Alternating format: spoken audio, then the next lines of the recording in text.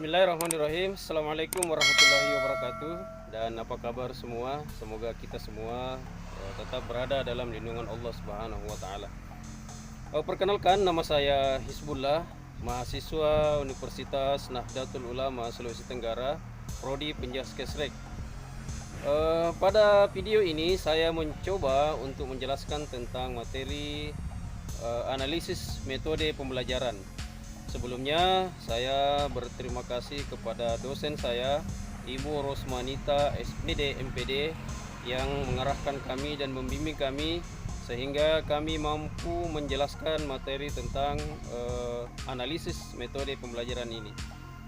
Untuk lebih lanjut, silahkan disimak pada video selanjutnya.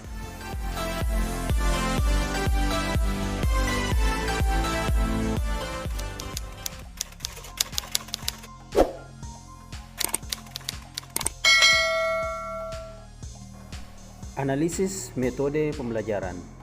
Secara umum, arti dari analisis adalah aktivitas yang membuat sejumlah kegiatan seperti mengurai, membedakan, memilah sesuatu untuk digolongkan dan dikelompokkan kembali menurut kriteria tertentu. Kemudian dicari kaitannya dan ditafsirkan maknanya. Metode adalah cara yang berfungsi sebagai alat untuk mencapai tujuan. Sedangkan pembelajaran merupakan kata kerja dari mengajar yang artinya menimbulkan belajar, dan itu diterjemahkan dari teaching atau diartikan juga instruction, yaitu seperangkat peristiwa yang mempengaruhi si belajar sedemikian rupa sehingga si belajar itu memperoleh kemudahan. Jadi metode merupakan sebuah alat yang digunakan untuk mencapai tujuan, sedangkan pembelajaran adalah sebuah tindakan untuk mempermudah belajar peserta didik.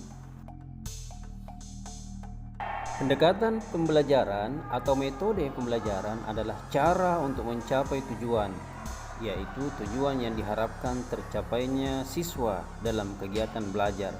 Pendekatan yang sering digunakan dalam aktivitas pendidikan jasmani dan kesehatan ada 7. Yang pertama yaitu pendekatan pengetahuan keterampilan. Pendekatan ini dibagi menjadi 2 metode, yaitu metode ceramah dan metode latihan. Yang kedua, pendekatan sosialisasi.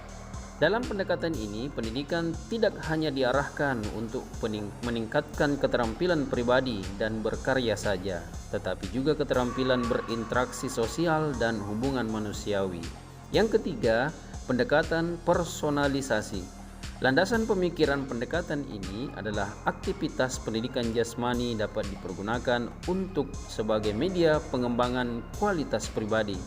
Metodenya adalah problem solving. Yang keempat, pendekatan belajar.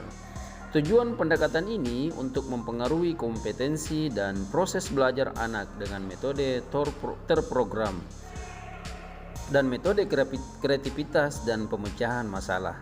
Yang kelima, pendekatan motor learning. Pendekatan ini mengajarkan aktivitas jasmani berdasarkan kualifikasi keterampilan dan teori proses informasi yang diterima. Metode yang dikembangkan berdasarkan pendekatan ini adalah Verwoerd, yaitu metode modeling. Dan yang keenam, pendekatan permainan taktik.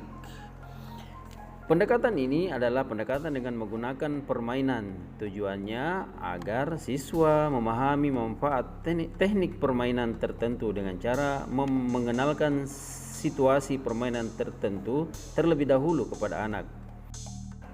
Sedangkan yang ketujuh adalah spektrum gaya mengajar. Spektrum gaya mengajar dikembangkan berdasarkan pemikiran bahwa pembelajaran merupakan interaksi antara guru dan murid dan pelaksanaan pembagian tanggung jawab.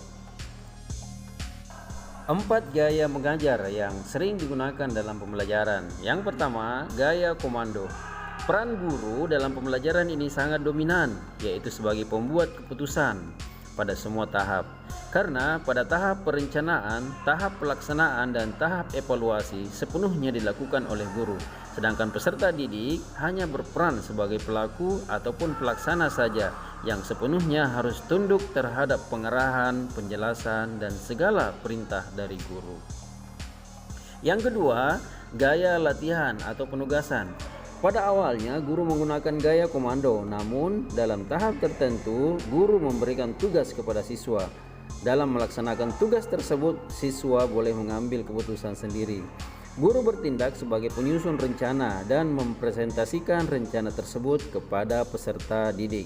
Pada tahap evaluasi, guru melakukan observasi pengamatan terhadap kegiatan yang dilakukan oleh peserta didik secara individu. Yang ketiga, gaya resiprokal. Pada gaya resiprokal, kelas diorganisir dan dikondisikan dalam peran-peran tertentu, yaitu dibagi menjadi dua kelompok.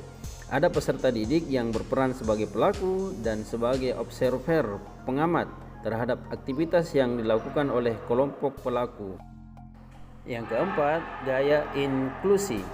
Pada gaya inklusi, guru berperan sebagai pembuat keputusan dalam perencanaan, sedangkan peserta didik menentukan pilihan terhadap kelompok kegiatan dalam pelaksanaan dan evaluasi. Dalam pelaksanaan pembelajaran, guru terlebih dahulu menyampaikan rencana kegiatan yang akan dilakukan. Selanjutnya, siswa secara bebas boleh memilih aktivitas apa saja yang mereka anggap sesuai dengan kemampuannya sendiri. Siswa diberi kesempatan untuk mengevaluasi kemampuan dirinya atas dasar lembar kriteria kemampuan yang telah dibuat oleh guru dan mengambil keputusan untuk berpindah level yang ada di atasnya. Untuk pelaksanaan gaya inklusi, siswa terlebih dahulu harus pernah melakukan pembelajaran teknik dasar. Sekian dan terima kasih. Wassalamualaikum warahmatullahi wabarakatuh.